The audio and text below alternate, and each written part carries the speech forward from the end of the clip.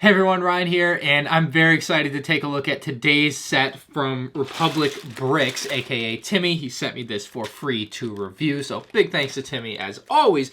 But today we have Cad Bane ship that you might have seen in the Bad Batch. Unfortunately, we don't see it in the latest episode of Boba Fett. I have to mention this.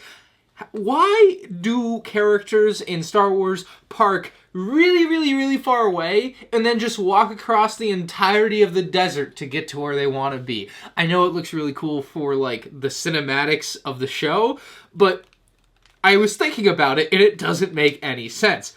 Why wasn't the Justifier in Book of Boba Fett? I don't know, it might be in the 7th episode, that's not out yet as of filming this. But from Republic Bricks, a custom set, it'll set you back $200. That is 850 pieces. And it does have a custom UV printed Cad Bane minifigure. Won't quite be up to the quality standard of a print of Lego, but UV printing is pretty common among customs for Lego Star Wars at this point. There's a ton of companies that do it. It's just not the top tier of pad printing. So a custom minifig, 200 bucks, 850 pieces. Let's open this up and find out if it's worth it. It took me a couple hours to put together, but with the finished product in front of me, I was surprised by how large it is. I thought it was going to be substantially smaller, but it's a pretty large model, and it does come with the two characters, Toto 360 and, of course, Cad Bane. I think both of these look pretty good for customs. Obviously, Toto 360 would definitely benefit from having some sort of print on the front there, but that's just not what you get. And then the Cad Bane figure is pretty nice. He is not pad printed, which is the type that Lego uses. This is UV printed. So you'll see on like the edges of the arms, the print tends to get a little bit fuzzy or blurry, but overall it's a really well detailed print. And you do have the weapon holster on the side of his leg, which I love. So it is 360-degree printed, which is not something you get on Lego figures. So it can look good for some people and bad for others. And while I'm not the biggest fan of UV prints, as they are definitely inferior in quality to the pad printing process that Lego uses, this is a perfectly acceptable custom figure, I think, in the custom figure market as I see it. On to the actual ship itself, all 800 plus pieces of it. It's, like I said, a lot larger than I had expected out of this Republic Bricks model. I just felt like it was going to be smaller, and it's pretty strongly built. You can pick this up and swing it around with your hands without worrying about it breaking and falling apart in your hands for the most part. I, on the whole, still would not recommend a Republic Bricks set as a play set. Like, don't buy this for a kid as a toy. If you want a toy, buy an actual Lego set that has gone through whatever Lego's process is for making sure that it typically won't fall completely apart in the process of play. This is more of a display product in my mind. So for anyone interested in buying that, keep that in mind. This is something that I would really only buy if you're interested in putting it on a shelf and looking at it type of deal. That's, or using it for a mock, I suppose. Like, that's where I kind of draw the line on these custom sets. I would not really recommend them as play sets. So the ship has a very gray color scheme to it. Just a slight bit of tan there, slight bit of brown there, but otherwise predominantly dark gray and light gray. A little bit of black too, I guess, with some of the striping. Personally, my biggest issue with these sets from Timmy has been the used parts, and for the most part, this one looks pretty good. As you can tell, I mean, I've got this in really good lighting. You can look for yourself. Mostly, you know, while there are some used parts there, they mostly are good condition used parts at that. These windscreen pieces on the front, though, are quite frankly unacceptable at a $200, I mean, really at any price tag, especially when I go on Bricklink and these cost about 20 cents each to get in brand new condition. Seeing them all scratched up like this really takes away from the look. A look that is otherwise very good, and that's unfortunate because I think this is a pretty solid model of Cad Bane's Justifier.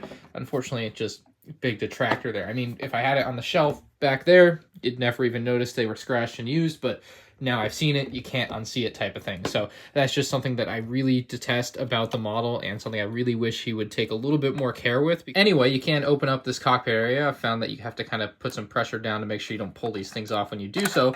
Yeah, just like that. And then while the top and bottom are on hinges, so theoretically you could push them up, I found that this will just break off if you try to pull it up, so you may as well just pull the full thing off anyway, because that's what it's more so made to do. I think it's just the way it's connected. So you can get to this small interior area where you have Cad Bane's seat, and you can, of course, sit Cad Bane in his seat rather easily, right up front and center. he'll look pretty cool when we close that up, I think. Seeing, well, never mind, through the scratches of the windshield, maybe not as cool as I thought, but he does fit in there. Plenty of space. You have 2 control panels on either side of him, and then you can take Toto 360 and sit him in the back as well. So there is plenty of space for Toto 360 and Cad Bane to fit in there. And like I said, these tend to fall off a lot, and that's why part of the reason I say these are not good play sets. They are good display sets. They can look good on display, but if you give this to a kid to play with, it just doesn't make any sense. Now, working a little further back, there's actually another section you can take off. This whole section here comes off, and in the back, it's not included in the set that you would buy, but Timmy did include the Omega minifigure there for me. So I have Omega in kind of a pretty big jail cell back there for her. You know, my thing with this particular custom set is I think it really excellently represents what can be good about customs compared to a Lego set, because we all know if and when Lego were to make this set, the whole entire cockpit area, I mean, it would just be a much smaller model. It's just what it is. So this is a much bigger thing than what Lego would produce, which I think is pretty cool. You can see Omega back here in her cell, and she looks pretty good in there. I think it fits nicely back there. To me, it's pretty much too much space. I mean, it can fit a lot more figures than you need, but yeah, it's not a bad thing. The only thing I would say they maybe could have done is added more structural strength. Not that you really need it. Like, it's not like you're going to be pressing in on these walls and breaking them, but, some kind of crossbeam or something, just to kind of keep everything together a little bit better than it already is. But you can place this right back on top like so, and then the whole cockpit front assembly like this, and you're back to the normal old display, Justifier like that. And then if you really wanted to, this panel on the back does lift up, so you could have Omega escape out the back if that was kind of what you wanted to do. But for now, I'm gonna leave her in there because that's where I want her. So you have the wings, I guess, of the Justifier, and these are weak. This is not a area I would really go and grab the set by. I say weak maybe in the bad way, not that they'll fall apart, I think, from just doing nothing, but these are not where you want to be picking the set up. The middle of the set is definitely the stronger area. You have this nice kind of brown detail at the front, and probably the weakest part of the set is this particular connection here. This whole assembly in here tends to fall off on me a lot, so I don't know, I can't get it to do it now with one hand, but you can see if I try to rip this down, it'll probably try to, yeah, maybe. This will come out. There we go. I got it to come out. So this will fall off quite a bit, and then it looks a little bit wonky. So just something to keep in mind. Like, in a perfect world, the model stays up straight, and it doesn't kind of put any pressure on that part. But when the wings sag a little bit, it does put a little bit of pressure on this, and it tends to fall off. The cannons on the side are a pretty good design and pretty accurate as well with the shaping of everything. Really like that. And then if we flip the ship upside down, you'll see more of the same detailing, and they've even got the detailing like flipped the Lego pieces upside down so that you actually have the studs on the bottom too. Like, really well detailed, smart design. And you can see another point of contention for me with some used bricks here. These black pieces, they're something that are out of sight, out of mind, but man, that's not a good look at all. You can see they have some amount of plates on the bottom to add a little bit of structure and strength to the bottom paneling that you'll have your figures standing on. And then something that I had finished the set, or just about finished the set, and these particular bottom panels were like sagging way down. So let's just say it like that. They were sagging like this, and I was like, oh man, it would be smart if they put a plate here to hold these panels in. And then like 2 steps later, what do you know?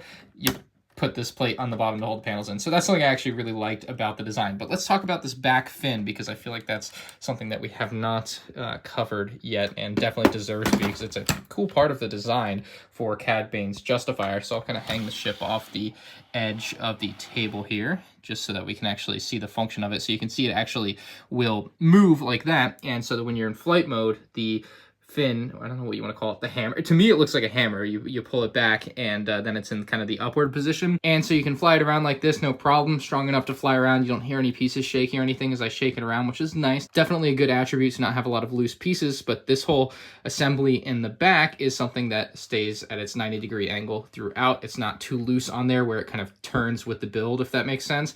Like I guess the Slave One Boba Fett seat will turn as you turn the ship. This doesn't do that, but it's very nicely detailed with ventilation on the top and the front there, and then kind of what to me looks like engines out the back. And then as you come into land, if you don't want to do it by hand, you can actually just drop it like this, nice and easy, and just like that, you're in the landed position. So it's pretty cool the way the Justifier works. Overall, I think this is a pretty good Republic Bricks custom set. The major downside being the scratched used windshields, which I can't highlight enough because I just wish it was better. It's just such an easy thing to make better. It's really nice that some of his sets are coming with custom figures now. That's not something that came with the Venator or MTT or the Imperial ship you see back there. A lot of the other ones that I've reviewed on the channel, you'll see a playlist at the end of this video if you're interested in any of those. But yeah, it's definitely a nice improvement in that category, but not so much as far as the windshield pieces go. For $200 in the world of customs, I think that's a fair price for this. If you're getting new windshield pieces, that is. And, you know, it's a surprisingly large model for the price, too. There are definitely some smaller custom sets for the same price, and it's going to vary a lot with custom sets depending on the color and type of piece as well. So, you know, it's not too easy to compare across the board like it is with Lego, where they have total control on production and availability of parts. So there's that to keep in mind, too. But generally, I like this one. And if Lego doesn't come out with a model of this set, I think this is a perfectly suitable fill-in for a Lego model. If Lego does come out with a model, I would expect it to be substantially smaller, as if Lego released something like this, it'd be like $100, $110. I would expect Lego to, you know, find the $50, $60 range a little bit more appealing for Cad Bane ship. Anyway, if you're interested in buying this set, I'll have it linked in the description below, and you can use code MANDR, M&R, to get 5% off on the Republic Bricks website. So let me know what you guys think in the comment section below. Leave a like if you enjoyed, and I'll see you in the next one. Peace out.